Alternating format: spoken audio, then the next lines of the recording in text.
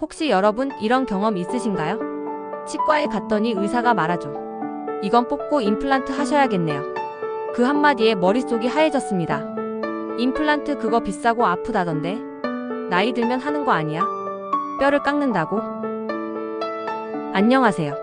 치과는 아직도 무섭고 임플란트는 이름만 들어도 부담스럽다는 분들을 위해 오늘 준비한 이야기입니다. 임플란트를 고려하고 있다면 혹은 이미 했지만 불편하거나 걱정이 되신다면 오늘 영상이 정말 도움이 되실 거예요. 1. 임플란트 그게 정확히 뭐예요? 임플란트는 간단히 말해 빠진 치아 자리에 인공 뿌리, 즉 티타늄 나사를 심고 그 위에 인공 치아를 올리는 구조입니다. 쉽게 말하면 뿌리부터 다시 심어서 자연 치아처럼 쓰게 만드는 거예요. 틀니처럼 빠지지도 않고 브릿지처럼 옆 치아를 깎을 필요도 없죠. 그래서 요즘엔 자연치 대체 방법으로 임플란트가 가장 많이 쓰입니다. 하지만 중요한 사실 하나. 심는 순간이 끝이 아니라 관리의 시작이라는 거. 이걸 아는 사람은 많지 않아요. 2. 임플란트가 필요한 사람 대 피해야 할 사람. 임플란트는 모든 사람에게 무조건 맞는 치료는 아닙니다. 예를 들어 치아가 완전히 빠져서 공간이 생겼거나 이미 썩어서 발치가 불가피한 경우, 틀니가 너무 불편한 경우엔 적합합니다.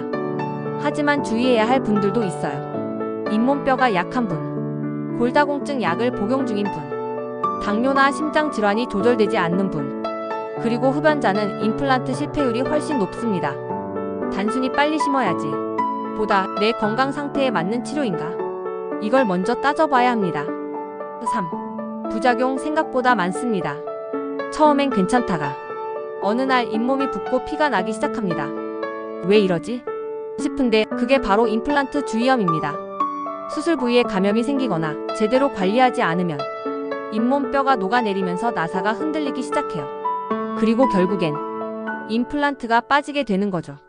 한쪽으로만 씹게 되면서 턱관절이 틀어지거나 두통, 어깨 통증으로까지 이어질 수도 있습니다. 그러니까 잘 씹는 것보다 잘 지키는 게 더 중요하다. 이 말이 진짜입니다. 4. 임플란트 수명 정말 20년이나 될까? 이론적으로는 맞아요. 잘 관리하면 20년도 가능합니다.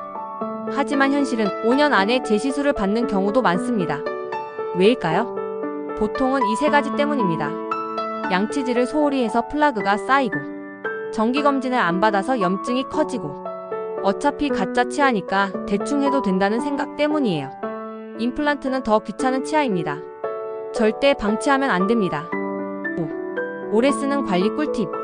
그러면 어떻게 해야 임플란트를 오래 문제없이 쓸 수 있을까요? 첫째, 하루 3번 칫솔질 꼼꼼하게 해야 합니다.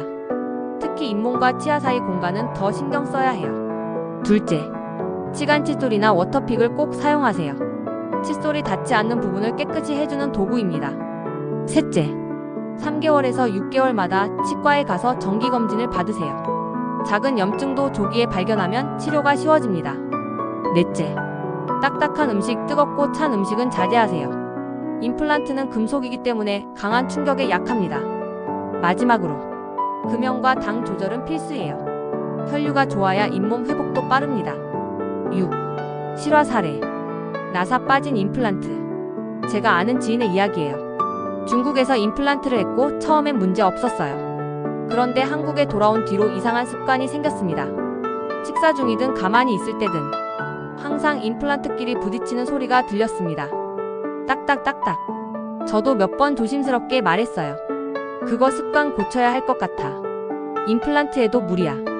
지인도 알겠다고 했지만 자기도 모르게 또 반복하더군요. 그러던 어느 날 식사 중이던 그가 갑자기 턱을 잡고 고통을 호소했습니다. 그리고 임플란트 나사가 통째로 빠졌습니다. 그 자리는 염증이 심했고 다시 뼈 이식부터 시작해야 했어요. 이 이야기에서 배울 수 있는 건 분명합니다. 무의식적인 습관 하나가 수백만 원짜리 치료를 망칠 수도 있다는 것. 7. 꼭 확인해야 할 병원 선택 기준. 임플란트는 한 번에 큰 돈이 들어가죠. 그래서 병원도 신중하게 선택해야 합니다. 이 세 가지는 꼭 확인하세요.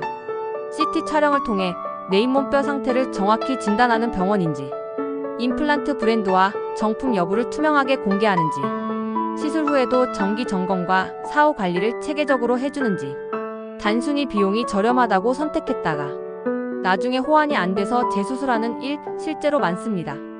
8. 오해와 진실.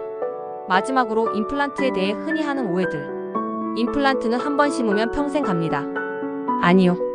관리 못하면 5년도 못 갑니다. 자연치처럼 아무거나 씹어도 돼요. 틀렸어요. 금속이기 때문에 충격에 민감합니다.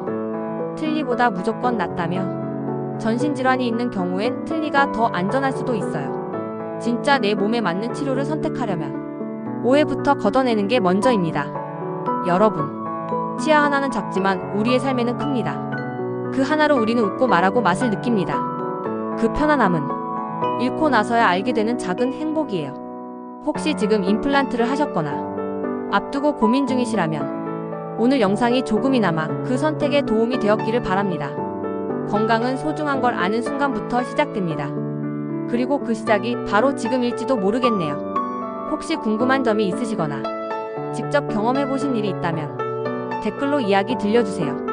여러분의 사연 하나하나 제가 정성껏 읽고 도움 드릴 겸 다음 영상에서도 여러분이 아프지 않은 하루를 보낼 수 있도록 도움 드리겠습니다. 끝까지 시청해주셔서 감사합니다.